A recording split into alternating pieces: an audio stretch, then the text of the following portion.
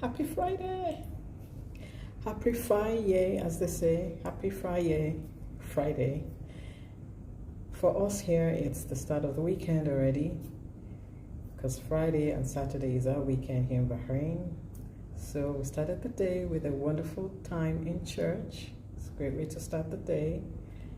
And then been home all day, just spending time with family. Today's the time for family. Friday is family day, so this is our time to be together as a family. And that's part of what I'm talking about today, heading in the direction. What does that mean, heading in the direction? The direction of what? For example, I'm here in Janabia and I want to go to Muharraq. I can use my GPS and it will map out the direction I need to go, because I've given it, here I am, here's where I want to go. It actually works backwards. First it asks you, where do you want to go?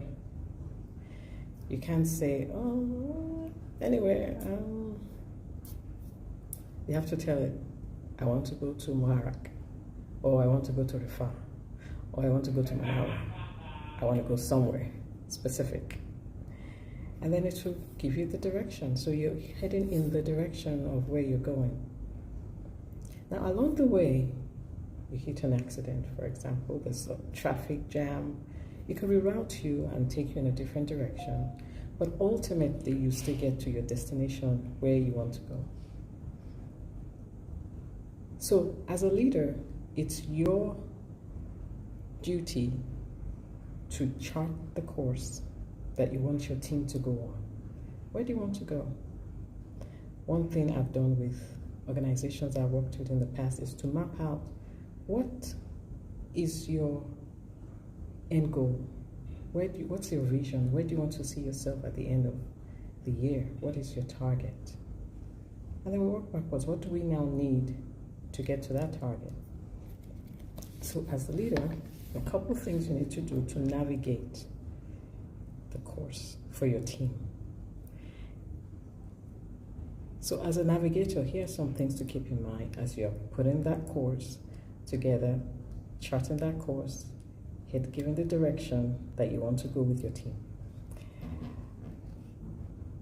Based on your past experiences, look at what you've done in the past that has worked and has not worked well. I know that certain attitudes have not worked well in terms of working with people. In order to get to any destination with a team, you're working with people. So paying attention to what works matters, especially with people. Are you being directive? Are you being authoritative? Are you getting pushback? Have you gotten pushback in the past? I've gotten pushback. I've had someone quit on me because I was being too aggressive. So I had to scale it back. I have learned since then that that is not the way to lead. Lessons learned. So when you're leading, it's good to pay attention to the way people respond. Are they more responsive in terms of tasks? Are they task-oriented? Are they people-oriented? That will facilitate how you engage with them. So draw on past experiences. Some people who are natural in terms of leadership, sometimes they just go without looking at what had worked in the past. So you want to pay attention to what has worked in the past and then reflect, learn, and then incorporate into the new course that you're putting together. Another thing that navigators do is they examine the conditions before making commitments. This is so important. They examine not only the measurable factors, you're looking at finances, resources, talent. Those are the measurable things, but also looking at intangibles, such as timing, morale, momentum, culture. So counting all those costs will help in terms of making that commitment. So we look at both factors to make sure that, yes, what do we need to adjust, what do we need to change before we make that commitment. The third thing is navigators heading in the direction, around the direction, they listen to what others have to say. You're in a team meeting. Do you just, okay, we need to do this, we do this, do this. Okay, thank you, see you. Or do you say, okay, this is how I think we can do this. Hey, I want your input. Is that something that will work?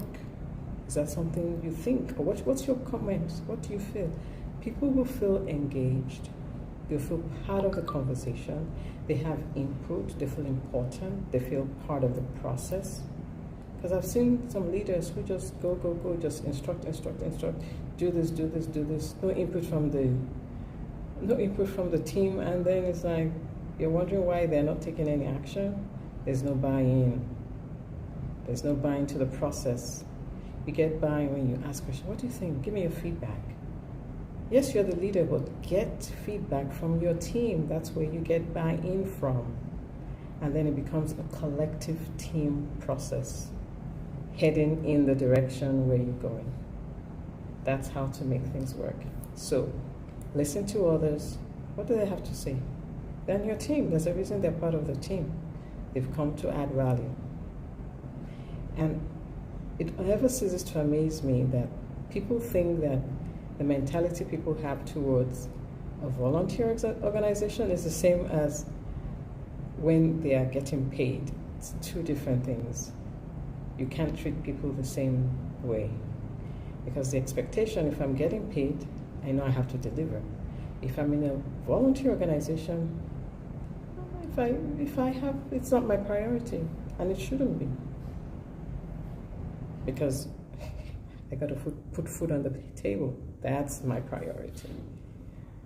And so having that mindset and allowing for that will enhance the way you interact with those you're working with, your team members. So always listen. So that's why top-notch navigators gather resources from all directions, from all sources. They gather information from many sources. And the source is your team. Let them be part of the buying. Another thing is navigators make sure their conclusions represent both faith and fact. So what that means is not only do you have to have positive attitude and a positive outlook, thinking, okay, this is where we're going. Positivity is so important. I see people being so, oh, this is not happening. It's pulling down the process.